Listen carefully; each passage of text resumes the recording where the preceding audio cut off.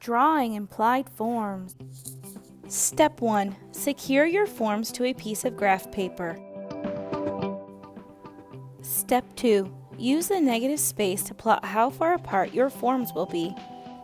I'm going to count how many spaces there are between my rectangular prism and my cube. I see that I have 1, 2, 3, 4, 5. Now I'm going to count how far out it is from the front.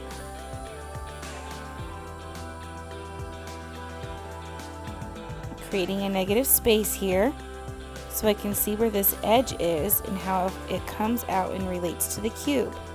I see that I'm getting a little bit of a triangle shape here, and I'm counting how far back that is, and it's 8 back.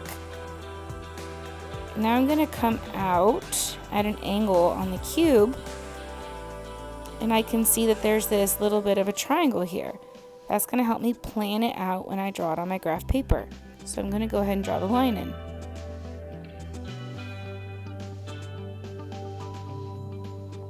Now I'm looking at the shadow, and I'm counting how the shadow comes out and how it comes back, and I'm calculating that out. And I'm tracing it in and giving a little bit of a rough edge. Remember that this is a shadow. It's 3 out.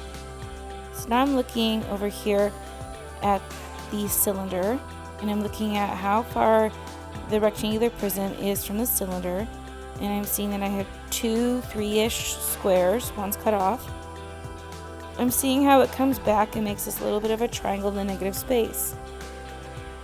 Now I'm going to start bringing it rounding up and around. I see that it comes 1 row upward, and then it starts to curve. So it comes up, advancing 1 row, and then it's curving out. So I'm catching the edge there.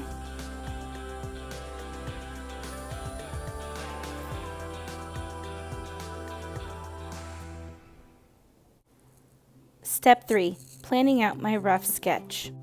Now that I have carefully looked at my notes and seen how far apart each of my shapes are, I'm going to carefully draw those on my graph paper.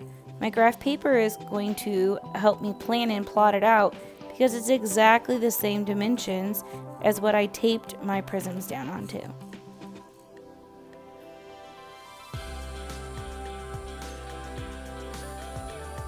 Step 4. Creating a carbon copy.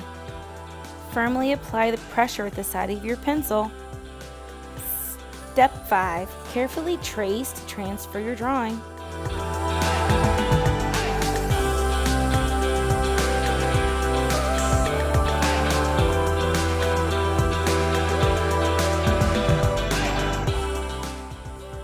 Step 6. Finalize your details. Time to reveal to see if it's there. It's very faint, but you can see the pen. Carefully trace over your drawing, perfecting any imperfections at this point.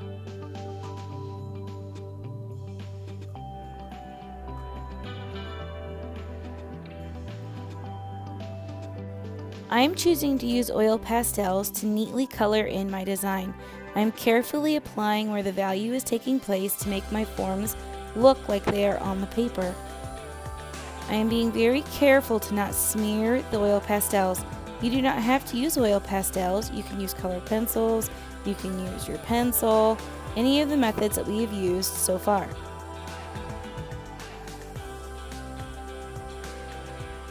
Make sure you fill in your negative space in the background.